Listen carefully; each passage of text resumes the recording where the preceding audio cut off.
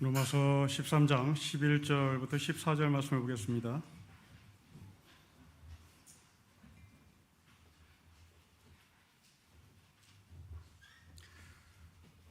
(13장) 11절부터 14절 말씀을 우리 한 절씩 기도하겠습니다. 또한 너희가 이 시기를 알거니와 자다가 깰 때가 벌써 되었으니 이는 이제 우리의 구원이 처음 믿을 때보다 가까웠음이라.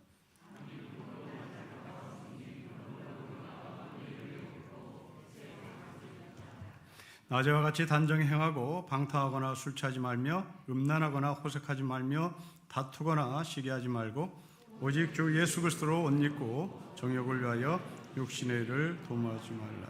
아멘. 자, 오늘 본문을 읽고 삶이 바뀐 사람이 있습니다.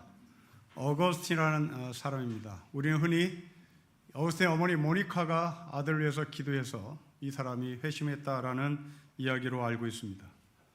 그러나 결정적인 계기는 어머니 모니카의 기도가 아니라 성경을 읽은, 오늘 본문 성경을 읽은 어거스틴이 본문을 읽고 삶이 완전히 뒤바뀌었습니다. 이 사람의 원래 종교는 마니교였습니다. 마니교의 뿌리는 조로아스터교입니다. 불을 숭배하는 배화교라고도 말하죠. 우리 승용차 중에 마찌다라는 승용차가 있습니다. 그 마찌다가 이 조로아스터교의 신의 이름입니다. 어느 날 이 어거스틴은 동네 꼬마들이 골목에서 놀 때 그 아이들이 부르는 노래 중에 톨레레게 톨레레게라는 소리가 귀에 강하게 들려왔습니다. 이 톨레레게라는 말은 들어서 읽어라 라는 뜻입니다. 서재로 들어온 어거스틴은 손에 잡히는 대로 책을 읽었습니다. 그때 어거스틴의 손에 잡힌 책은 성경이었습니다. 성경을 펼쳤습니다. 제일 먼저 들어온 본문이 오늘 본문입니다. 이 본문을 읽고 어거스틴은 자신의 종교 마니교를 버립니다. 마니교는 철저히 이원론적인 사고를 우리에게 심어놓는 종교입니다. 좀 더 구체적으로 말씀드리면 육은 썩어 없어질 것이니까 되도록 육을 박해라, 육을 핍박해라, 육을 만신창이 만들어라. 그러면 상대적으로 영은 맑아진다. 영은 맑아진다. 이것이 마니교의 주된 교리였습니다. 어거스틴은 이 원리와 실천을 그대로 자신의 삶에 적용합니다. 그래서 밤에는 자신의 육적인 몸을 썩어 문드러지게 하기 위해서 사창가에 들어갑니다. 그리고 낮에는 일어나서 사창가에서 들어가서 창녀들과 뒹굴었던 그 썩은 몸을 버리고 상대적으로 마니교에서 말하는 영이 맑아지니 그 맑은 영을 들고 아침에 대학교에 들어가서 학생들 앞에 철학을 가르쳤습니다. 이것이 마니교의 원리요, 이 원리에 충실했던 어거스틴이었습니다. 그러나 오늘 본문을 읽고 이 이중적인 삶을 어거스틴은 청산합니다. 우리는 이런 어거스틴을 존경합니다. 그러나 저는 이 자리에서 어거스틴을 소개하고 싶은 마음은 없습니다. 어거스틴보다 더 위대한 분을 소개하고 싶습니다. 바로 그분은 성경입니다. 어거스틴은 성경 자체를 읽었습니다. 어거스틴은 성경을 해설하는 책을 읽지 않았습니다. 어거스틴은 설교를 듣지 않았습니다. 어거스틴은 성경 그 자체를 읽었습니다. 그 성경 자체가 사람을 바꿔놨습니다. 마틴 루터도, 캐톨릭 사제였던 마틴 루터도 성경을 읽고 삶이 바뀌었습니다. 믿음으로 말미암아 구원을 얻는다는 이 바울의 말씀을 해석하는 책을 읽은 것이 아니라, 주석책을 읽은 것이 아니라, 설교집을 읽은 것이 아니라, 마틴 루터는 로마서 믿음으로 말미암아 구원을 얻는다는 이 말씀을 읽고 자신의 사제의 삶을 청산합니다. 톨레레게, 여러분이 다 성경을 들고 있습니다. 성경 그 자체가 힘이 있다는 사실을 인정하시고 여러분도 어거스틴처럼, 루터처럼 성경을 읽기를 권면합니다. 그러나 이 성경은 글자 그대로 읽는 것은 아무 의미가 없습니다. 뭔가를 읽는다는 것은 정신을 집중하는 것이고, 뭔가를 읽는다는 것은 정신과 함께 자신의 인격이 거기에 들어감으로 성경은 읽고 책은 읽혀지는 겁니다. 저희 집에 대훈이도 책을 읽습니다. 그러나 무슨 말인지 하나도 모릅니다. 우리가 성경 읽는 자세가 마치 우리 집의 대훈이와 같은 그런 성경 읽기가 아닌가를 되돌아봤으면 좋겠습니다. 여러분들은 여러분 자녀들이 책을 많이 읽기를 소망할 것입니다. 그리고 거실에 많은 책들을 비치해 놓기도 하죠. 아이들이 책을 빼보는 것을 보면서 여러분들은 흐뭇해합니다. 이런 열풍으로 인해서 독서 영재라는 말도 등장했습니다. 아이들은 말은 못해도 책은 읽을 수 있다고 주장하는 사람들의 농간에 여러분들은 넘어갔기 때문에 그렇습니다. 이 사람들에 의하면 만 18개월 된 아이는 이때부터 새벽 4시부터 5시까지 책을 읽을 수 있는 능력이 있다라고 부모들에게 유혹합니다. 엄마는 아무리 졸려도 이런 아이들을 새벽 4시부터 5시까지 책을 읽을 수 있는 이 아이를 옆에서 꼭 지켜줘야 한다. 이렇게 해서 36개월가량 36개월 될 때까지 책을 읽으면 이 아이는 독서 영재의 길로 접어든다고 주장합니다. 아마도 여러분들은 여기에 넘어가서 자녀들에게 책을 읽으라고 강연한 사람이 있을지도 모르겠습니다. 어떤 기자의 글을 보면 태어나서 25개월까지 약 10,000권의 책을 읽은 한 아이를 소개합니다. 기자가 이 아이를 만났을 때 아이는 하루에 8시간 정도 100권에서 200권의 책을 읽고 있었습니다. 이 아이가 정말 독서 영재인지 알아보기 위해서 이 아이가 책 읽는 모습을 동영상으로 카피를 해 미국의 독서 수업 전문 교사에게 전달했습니다. 전문가들이 그때 하는 말입니다. 누가 아이한테 이런 짓을 시켰습니까? 누가 아이한테 이런 짓을 시켰습니까? 당장 아이를 데리고 병원에 가보십시오. 반신반의하다가 엄마는 아이를 데리고 병원에 찾아갔습니다. 결과는 충격적이었습니다. 지능, 발달, 지체, 장애. 왜요? 글을 읽었으니까요. 우리의 삶입니다. 우리 기독교인들이 특히 하는 짓입니다. 그냥 글을 읽어요. 태초에 하나님이 천지를 창조하셨다. 읽습니다. 태초라고 하는 곳에 내 인격이 들어가지 않습니다. 하나님의 천지를 창조했다. 창조 속에 내 인격을 집어넣지 않습니다. 그냥 우리 대훈이처럼 읽어요. 이 아이처럼 읽습니다. 우리 대훈이가 발달장애입니다. 우리가 마음먹기에 따라서 이 아이에게 하루에 10,000권의 책도 읽힐 수 있습니다. 먹을 것만 주면 읽는 거니까요. 이런 독서 방법은 아무 의미가 없습니다. 여러분, 공부를 잘하는 사람과 못하는 사람의 차이가 무엇입니까? 교과서가 내 것이냐, 참고서가 내 것이냐, 아니면 책꽂이에 꽂아 있느냐 차이입니다. 교과서를 충실히 공부하고 수학 정석을, 성문 종합 영어를 내 것으로 만들면 그 사람 공부를 잘하게 되어 있습니다. 그러나 공부를 못하는 사람은 책꽂이에 수학 정석이 꽂혀 있고 성문 종합 영어가 꽂혀 있고 교과서가 꽂혀 있습니다. 저는 학생들에게 레포트를 대신 해서 책을 읽으라고, 그리고 책을 읽은 흔적, 그것을 보기 위하여 읽은 책을 제출하라고 얘기합니다. 저는 레포트를 받지 않습니다. 읽은 책을 제출하라고 얘기합니다. 그럼 그 많은 책을 제가 어떻게 검토할까요? 검토하는 방법이 있습니다. 제 책상 위에 책을 쌓아놓습니다. 그리고 그 책에서 숨 쉬는 책 고릅니다. 숨 쉬지 않는 책 절로 제낍니다. 숨 쉬지 않는 책은 F죠. 읽지 않았다는 것을 증명하는 겁니다. 숨 쉬는 책 이쪽으로 제낍니다.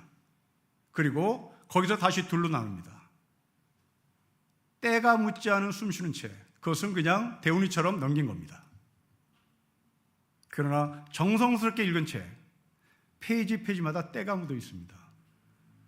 자, 이제 여러분의 성경책을 점검해 보십시오. 여러분 성경책이 그냥 금색으로 반짝반짝된다, 안 읽었다는 증거입니다. 재수강생이면 그분은 F입니다. 숨을 쉽니다. 그런데 손때가 묻지 않은 숨쉼, 이것은 읽은 척 한 겁니다. 손때가 묻은 성경책, 그것은 읽은 겁니다. 여러분들 성경책 어떻습니까? 살아 숨쉽니까? 성경책이 부었습니까? 아니면 산 그대로 압축되어 있습니까? 또한 성경책 맨 겉 가죽이 태양에 비쳐서 터졌습니까? 아니면 여러분의 손때가 묻어서 그 가죽이 반짝반짝 됩니까? 이것이 성경을 읽었느냐, 읽지 않았느냐의 증거입니다. 여러분, 칸트는 말합니다. 그냥 읽지만 말고 읽고 난 이후에 스스로 그 책을 점검해 보십시오라고 부탁합니다. 이 말이 옳은지 참인지 따를 것인지를 생각해 보라고 말합니다. 그리고 칸트는 하나를 더 부탁합니다. 무엇을 읽을 때 남의 눈으로 보려고 하지 마십시오. 자신의 눈으로 보려고 애를 쓰라고 합니다. 여러분, 성경을 여러분의 눈으로 읽으셔야 되는 겁니다. 여러분, 마태를 보십시오. 마태는 마태의 눈으로 예수를 읽었습니다. 마가는 마가의 눈으로 예수를 읽었습니다. 누가는 누가의 눈으로 예수를 읽었습니다. 요한은 요한의 눈으로 예수를 읽었습니다. 마태, 마가, 누가, 요한은 예수를 말하는데 다 다릅니다. 이것이 자기의 눈으로 예수를 본 사복음서의 저자의 입장입니다. 물론 저는 여러분들에게 문자로 된 성경만을 읽으라고 고집하지는 않습니다. 하나님은 문자를 모르는 사람에게 또 하나의 성경을 주셨음을 저는 믿습니다. 그것은 세상입니다. 자연 만물입니다. 시편 45편을 강의한 어거스틴은 시편 45편을 강의하는 설교에서 이런 말합니다. 여러분 앞에 읽을 수 있는 성경이 펼쳐져 있습니다. 여러분이 볼 수 있도록 넓은 세상이 펼쳐져 있습니다. 문자를 아는 사람이 책을 읽을 수 있지만 문자를 모르는 사람도 세상이라는 책을 읽을 수 있습니다. 어떤 사람은 하나님을 알기 위하여 성경을 읽습니다. 그러나 글로 쓰여진 것만 성경이 아닙니다. 하나님의 창조 세계 자체가 성경입니다. 여러분이 믿고 싶고 알고 싶은 하나님은 먹물 안에만 존재하지 않습니다. 하나님이 직접 만드신 세상을 우리 앞에 펼쳐놓았습니다. 때문에 성경을 읽으십시오. 성경을 읽으십시오. 성경을 주목하십시오. 세상을 주목하십시오 라고 설교합니다. 저도 여러분들의 성경을 읽을 뿐만 아니라 세상을 읽으라고 부탁을 드립니다. 이 둘을 모두 읽으신 분이 계십니다. 그분은 예수님이십니다. 여러분, 예수님은 회당에서 성경을 읽었습니다. 그리고 예수님은 길을 가시면서 꽃들을 통하여 하나님을 설명합니다. 공중의 새들을 통하여 하나님과 대화를 합니다. 성경을 읽으신 예수님, 또한 세상을 하나님의 눈으로 읽으시는 예수님이라고 말할 수 있습니다. 성경이란 자신의 인격을 통해서 세상을 보는 겁니다. 성경 읽음이란 자신의 인격을 통해서 성경 안에 계신 하나님을 보는 겁니다. 그 안에서 하나님과의 만남이 이루어지는 것이죠. 성경은 하나님의 감동으로 쓰여진 책입니다. 그 하나님의 감동을 만나게 하여 우리는 내 인격을 성경에 집어넣고 성경을 읽으며 인격체이신 하나님의 감동을 만날 수 있는 겁니다. 그러면 도대체 이 어거스틴을 변화시킨 오늘 본문은 어떤 구조를 가지고 있는지를 먼저 살펴보도록 하겠습니다. 여러분, 분명한 원칙을 갖고 있습니다. 11절과 12절 보십시오. 그리고 13절과 14절을 보십시오. 11절은 원리입니다. 12절은 실천입니다. 13절은 실천입니다. 14절은 원리입니다. 원리, 실천, 원리의 모습을 관찰할 수 있습니다. 성도가 살아야 할 삶, 실천, 성화, 거룩한 삶, 어떻게 이루어지는 것입니까? 무엇에 근거해서 이루어지는 것입니까? 원리입니다. 우리 한국의 교회들은 이것이 대단히 부족합니다. 우리는 거룩한 삶, 실천을 경험에 근거합니다. 경험에 근거합니다. 그렇다면 여러분들은 엄밀히 말해서 성경적인 삶을 살고 있지 않는 겁니다. 여러분의 주관적 삶을 살고 있는 겁니다. 경험을 바탕하기 때문에 그렇습니다. 여러분, 성도 여러분, 특별히 성화의 삶을 살기로 원하신 여러분들은 원리에 근거한 성화의 삶을 사셔야 되는 겁니다. 경험 아닙니다. 체험 아닙니다. 여러분, 주관이 아닙니다. 원리에 근거한 것입니다. 우리 주변에는 원리 없이 실천을 말하는 사람이 있습니다. 반대로 실천 없이 원리만 말하는 사람이 있습니다. 바울은 그렇게 말하지 않습니다. 원리를 분명히 말합니다. 그리고 실천이 무엇에 근거해서 이루어진 실천인지를 말합니다. 여러분, 우리가 알고 있는 조선은 나라의 이념을 성략으로 잡은 나라입니다. 우리가 존경하는 정조 대왕은 하루 종일 무릎을 꿇고 성략을 공부하느라 바지가 닳아 헤어질 정도로 그렇게 열심히 공부를 했습니다. 하지만 이 조선의 양반들은 성리학의 원리와 실천을 연결시키지 못하고 원리를 주장하는 사람과 실천을 주장하는 사람이 서로 싸우는, 그래서 여러분들이 잘 알고 있는 사색당파의 나라가 되었습니다. 유학이라 불리는 이 성리학은 원론을 주리론이라고 얘기합니다. 실천편을 주기론이라고 합니다. 이 주리론을 주장한 사람이 태계 이황입니다. 실천을 주장한 이기론의 입장에 서 있던 사람이 율곡 이이입니다. 이것들은 서로 절대가 되었습니다. 이황의 주리론 절대였습니다. 이의 이기론 절대였습니다. 원리와 실천을 연결시켜야 됨에도 불구하고 연결시키지 못한 채 자신들이 절대라고 주장하며 이것이 분리가 되었던 겁니다. 여러분, 이황이나 이이나 당대 지식인들입니다. 여러분, 지식인들이 갖고 있는 한계입니다. 여러분, 지식인들은 자신의 고집이 꺾이는 순간 자기의 존재 가치가 사라진다는 두려움 속에 끝까지 밀고 나갑니다. 그로 인하여 맥없이 피해만 보는 사람은 서민들입니다. 서민들은 원리 모릅니다. 서민들은 지식인들이 방향을 제시하면 그것을 신뢰하고 따라갈 마음의 준비가 된 사람입니다. 그런데 이 지식인들은 서민을 생각하는 것이 아니라 자신의 고집, 그것이 무너지는 순간 자신의 정체성이 없어진다는 두려움 속에 이황은 주리론을, 이인은 주기론을 이뤄내가 사색당파가 정말 처참하게 조선을 망가뜨리는 결과를 가져오게 된 거죠. 여러분, 지금도 마찬가지입니다.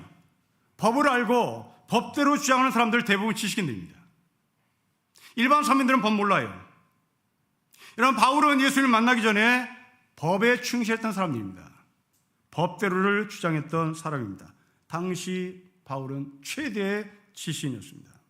그러나 예수를 만난 후에 바울은 이제 지식을 버립니다. 이 지식을 버렸다는 얘기는 자기 고집을 버렸다는 얘기입니다. 자기 이념을 버렸다는 얘기입니다.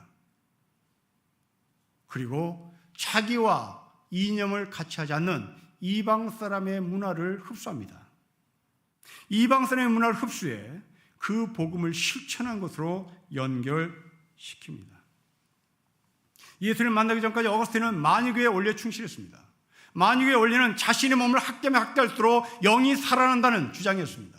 그러기에 이 어거스틴은 밤에 사창가에 가서 자기의 몸을 만신창이를 만들었던 겁니다. 그리고 맑은 영을 가지고 아침에 밀라노 대학에 출근해서 밀라노 대학의 최고의 수재했던 철학과 학생들에게 자신의 철학을 가르쳤던 겁니다. 이런 원리주의자가 이제 오늘 본문을 통해서 원리와 실천이 일치되는, 그것도 이분법적이 아니라 자기의 몸을 얼마나 소중히 여기면서 하나님의 빛의 자녀로 사는 것이 무엇인지를 알게 되었던 겁니다. 목사는 성경을 여러분보다 많이 아는 사람입니다. 하지만 제가 알고 있는 성경으로 여러분을 지배하려고 하거나 제가 알고 있는 성경으로 저의 독단을 주장한다면 저는 톨레렉이라는 음성을 다시 들어야 할 사람입니다. 반대로 여러분이 세상 속에서 거룩을 실천하고 계신다면 그 실천이, 그 거룩한 삶이 여러분의 경험에서 나온 것인지 아니면 성경의 근거에서 나온 것인지, 여러분의 인격에서 나온 것인지 성경의 근거에서 나온 것인지, 여러분의 지식에서 나온 것인지 성경의 근거에서 나온 것인지를 점검해 보셔야 됩니다. 교양에 있는 부모님의 그 교양이 자녀들의 양육의 결과로 나는 것은 성경의 원리에 근거한 것이 아닙니다. 그것은 여러분의 교양에 근거한 겁니다. 나를 구원하신 예수 그리스도의 복음의 원리에 근거한 실천이 바로 오늘 본문의 메시지입니다. 자, 이제 오늘 본문 속으로 들어가 더 깊이 의미를 찾겠습니다. 먼저 원리입니다. 여러분 11절 말씀 같이 읽겠습니다. 시작. 또한 너희가 이 시기를 알거니와 자다가 깰 때가 벌써 되었으니 이는 이제 우리의 구원이 처음 믿을 때보다 가까웠다고 얘기합니다. 여러분, 어둠의 일을 벗어야 할 이유가 무엇입니까? 빛의 갑옷을 입을 이유가 무엇입니까? 그 이유가 무엇입니까? 여러분 11절과 12절에 나오는 단어를 집중해 보십시오. 시기, 깰 때, 처음 믿을 때, 밤이 깊고 낮이 가까웠다, 모두 다 시간을 말하고 있습니다. 하나님은 시간을 창조하신 분이십니다. 창세기 1장 1절의 태초의 시작입니다. 지금 바울은 태초에 창세기 1장 1절의 단어를 쓰기 시작합니다. 천지를 창조할 때도 첫째 날, 둘째 날, 셋째 날 시간을 구분합니다. 요한복음 1장 1절에도 태초에 말씀이 계셨다고 얘기합니다. 시간입니다. 자, 시간이 가까웠습니다. 자, 이 말씀을 우리의 삶에 정해 보십시오. 시간이 가까웠다고 하면 우리 기독교인들은 본능적으로 연결되는 게 있습니다. 종말이구나. 종말이구나. 긴장해야겠다. 깨어 있어야 되겠다. 하고 자기를 긴장시킵니다. 그러면서 여러분 머릿속에 자연스럽게 떠오르는 사람이 바로 슬기로운 다섯 처녀가 떠오릅니다. 긴장해야 되겠다. 깨어 있어야 되겠다. 나는 기름과 등불을 준비해서 신랑을 맞이하리라 하고 결의에 찬 모습으로 이 때를 기다립니다. 오늘 본문을 그런 식으로 읽고 있다는 말입니다. 하지만 오늘 본문이 과연 종말론을 이야기하는지라는 질문을 해보고 본문을 다시 보면 이야기는 좀 달라집니다. 여러분 다시 11절을 보십시오. 잠을 자고 있는 사람이 누굽니까? 때가 되어서 일어날 사람이 누굽니까? 여러분 이 사람에게 기름과 등불을 갖고 있냐 묻지 않아요. 지금 잠자는 사람입니다. 이 잠자는 사람이 깨어 있어야 되는 거예요. 깨기를 바랍니다. 이 사람들이 누굽니까?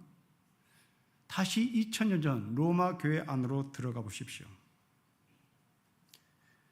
바울이 지금 이 말을 하고 있을 때 로마 교회 안에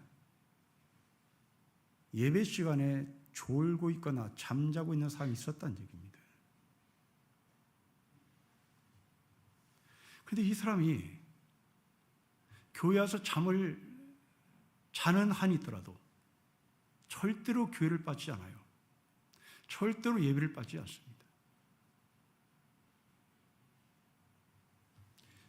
그 사람에게 바울은 말합니다. 이제 구원의 때가 가까이 왔다. 누구에게요? 예배 시간에 조는 사람에게요. 예배 시간에 잠자는 사람에게 주님이 찾아오신다는 얘기입니다. 이건 기가 막힌 원리입니다. 우리는 예배 시에 졸면 큰일 나는 겁니다. 종말에 관점에 큰일 나는 거예요. 우리가 알는 종말은 그렇기 때문에 그렇습니다.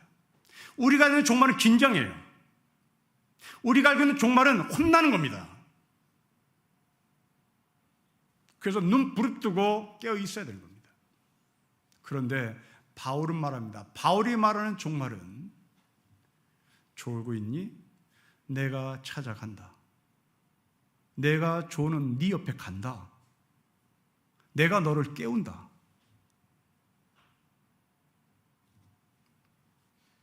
자다가 깰 때가 됐다.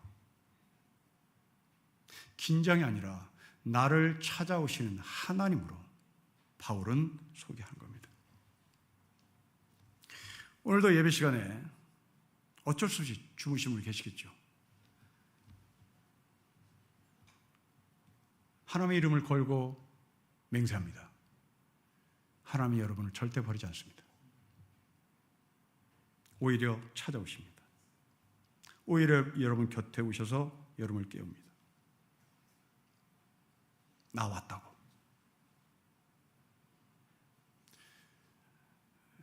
저는 초등학교 들어가기 전에 저희 아버지가 밖에 나갔다 들어오시면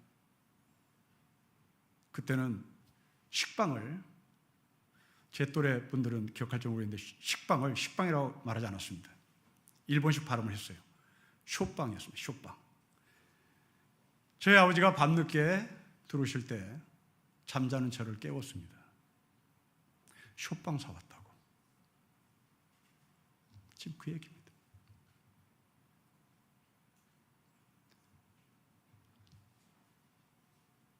하나님이 여러분에게 식빵을 사오셨습니다. 잠을 자고 있는 여러분에게 식빵을 사오셨단 말이에요. 이거 먹자고. 이거 먹으라고.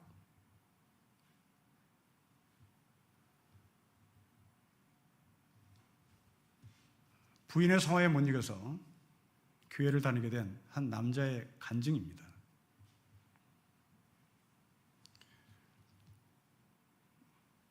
부인이 교회를 나가자고 하니 억지로 나간 거죠. 그러다 어떻게 구역예배도 참석하게 됐습니다. 구역예배는 우리가 알다시피 다 돌아가면서 성경 읽는 거죠. 이 사람의 성경 차례가 왔습니다. 아주 오래된 이야기라 지금처럼 성경이 가로로 쓰여진 책이 아니라 위에서 아래로 인쇄된 책이라. 이 사람이 난생 처음 성경을 읽어보는 사람이라 이걸 어떻게 읽을지 몰라 위에서 아래로 읽지 못하고 왼쪽에서 오른쪽으로 읽었습니다. 그러나 이 사람은 교회를 떠나지 않았습니다. 지금 이 사람은 교회 한 지도자로 교회를 섬기고 계십니다. 여러분, 이게 때입니다. 저희 아버지가 잠자는 저에게 쇼빵을 사올 때 우리 아버지가 언제 들어올지 몰라요. 11시에 들어올지 10시에 들어올지 저는 모릅니다. 저는 졸리니까 자는 겁니다. 그러나 아버지는 아버지의 때에 저를 찾아오셔서 쇼빵 사왔다고.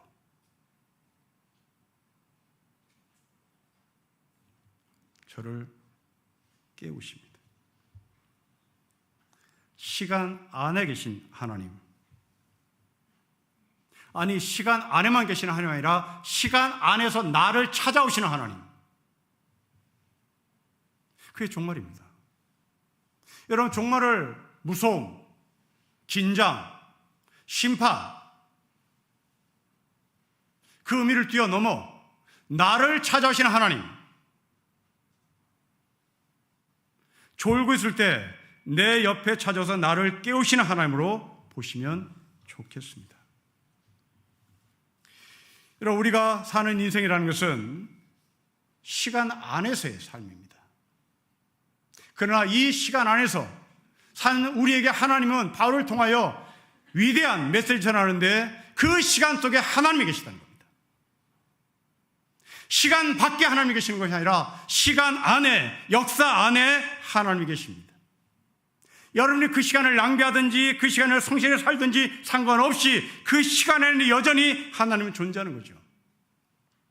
그래서 영국관 사람들은 역사를 히스토리라고 말한 것 같습니다. 여러분, 히스토리는 히스와 스토리의 합성어라고 봐도 좋을 것 같습니다. 그런데 그 히스토리의 H를 대문자로 써버리면 이건 하나님의 이야기입니다. 역사 속에 계신 하나님의 이야기는 시간 속에서 우리를 만나 주시는 겁니다. 때문에 종말이란 뭔가, 구원이란 뭔가 버티는 겁니다. 아무것도 모르는 이 남자가 부인의 성화에 못 이겨서 교회에 나가서 그냥 앉아 있었던 겁니다. 성경을 읽을 줄도 몰랐던 이 사람이 앉아 있었던 거예요. 그냥 버텼던 겁니다. 이게 종말을 맞이하는 우리의 삶의 겁니다. 나를 찾으신 하나님을 기다리는 버팀입니다. 우리의 조상이 누굽니까? 단군 신할거래도도 마찬가지입니다. 우리의 조상은 곰입니다. 곰이 마늘을 먹고 버텼습니다. 곰이 마늘을 먹고 버텼으니 한국 사람이 된 겁니다. 이게 신앙입니다. 버티는 겁니다. 우리가 교회 안에서 예배 안에서 버티면 주님을 만나는 겁니다. 곰이 사람이 되는 것처럼 하나님의 자녀가 되는 겁니다. 이게 원리입니다. 자, 이 버팀의 원리를 들고 이제 우리는 어떻게 살아야 하는지 봅시다. 여러분 12절입니다. 우리 같이 읽겠습니다. 시작. 밤이 깊고 낮이 가까웠으니 그러므로 우리가 어둠의 일을 벗고 빛의 갑옷을 입습니다. 여러분 아멘입니까? 여러분 12절 말씀을 읽고 여러분들이 아멘으로 응답하면 여러분들은 제대로 읽었는지 안 읽었는지 저는 구분을 해야 할 것 같습니다. 저는 12절 읽으면 아멘이 되지 않습니다. 특히 저의 의를 대단히 자랑스러워하는 제 자신은 12절은 무척 손해보는 것 같이 보입니다. 여러분 12절을 다시 보십시오. 낮에 빛의 갑옷을 입어봐야 누가 알아주지 않아요. 밤에 빛의 갑옷을 입어야 폼이 나죠. 왜 밤에 빛의 자녀로 살아라, 밤에 빛의 갑옷을 입어라 라고 말하지 않고 왜 밤이 끝나고 낮이 가까웠는데 빛의 갑옷을 입으라고 말합니까? 이건 손해보는 거죠. 우리는 다 잘난 척하고 살아야 되는 겁니다. 밤에 빛의 갑옷을 입어야죠. 밤에 빛의 삶을 살아야죠. 그래서 폼나게 살아야죠. 니들은 다 찌질이야. 나처럼 이 어둠 속에서 빛을 발하고 살아라. 이래야 맞는 거예요. 그런데 여러분 12절에 바울은 왜 이런 말을 하는 것일까요? 그렇습니다. 우리가 밤을 낮으로 바꾸는 사람이 아닙니다. 우리는 낮으로 바꾸신 하나님 앞에서 빛의 갑옷을 입고 그 빛을 반사는 반사체입니다. 이게 기독교인들의 삶입니다. 이게 원리와 실천입니다. 여러분 이 원리가 없으면 나만큼은 살라고 해. 이 11절이 없으면 나는 빛이라고, 내가 발광체라고, 내가 기도를 열심히 했다고, 내가 성경을 많이 읽었다고, 내가 수련을 많이 쌓았다고, 이게 11절이 없어진 12절의 삶입니다. 그러나 바울은 말합니다. 12절의 삶을 사는 사람들이요 11절의 근거에서 12절의 삶을 살아라. 그것은 당신들이 발광체가 아니라 당신들이 반사체라는 사실을 기억해야 하는 겁니다. 여러분 바울을 보십시오. 바울은 예수 그리스도를 믿기 전에 발광체였습니다. 그러나 예수를 만나게 된 다메섹 도상에서의 빛은 바울을 포위했습니다. 바울을 둘러쌌습니다. 그 이후부터 바울은 자신의 발광체가 아니라 반사체라는 것을 날마다 고백하면서 삽니다. 여러분 이것은 사실입니다. 사진작가들이 하는 말이 있습니다. 우리는 사물을 찍는 것이 아닙니다. 우리는 빛을 찍습니다. 사물이 아름다운 것은 빛이 아름답기 때문입니다. 그렇죠. 서해 낙조가 아름다운 이유가 무엇입니까?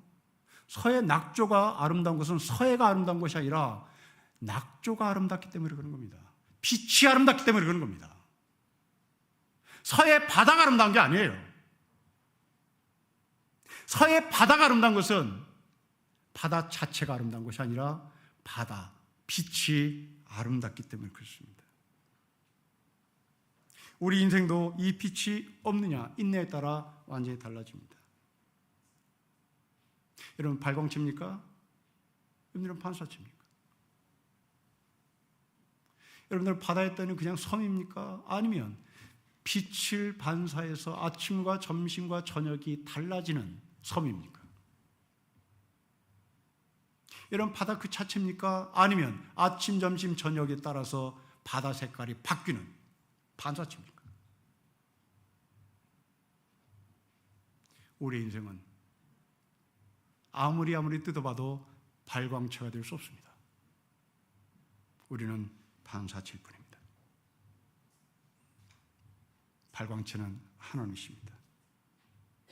그 하나님께 우리에게 빛의 갑옷을 입혀주십니다. 그것을 반사하며 살라고 말씀하십니다. 원리가 없는 실천, 실천이면 원리. 이것을 성도라고 말하지 마십시다. 원리에 근거한 실천입니다. 빛의 자녀로 삶이란 바로 빛이신 예수 그리스도를 드러내는 반사체의 삶을 요구합니다. 이 원리와 실천이 어긋나지 않는 신령교 성도가 되시기를 주 이름으로 축복합니다. 기도하겠습니다. 아버지 하나님, 우리가 하나님을 아버지가 부르게 된 것은 바로 예수 그리스도께서 십자가에 죽으심으로 말미암아 우리를 아버지라고 부르게 하신 하늘의 축복인 것을 믿습니다. 이제 그 아버지의 빛을 받아 우리가 하나님의 자녀답게, 아버지의 자녀답게 살 수 있도록 우리에게 다시 한번 깨어 있음에 정신과 육신과 삶을 허락하여 주십시오. 주 예수 그리스도의 이름으로 기도합니다. 아멘.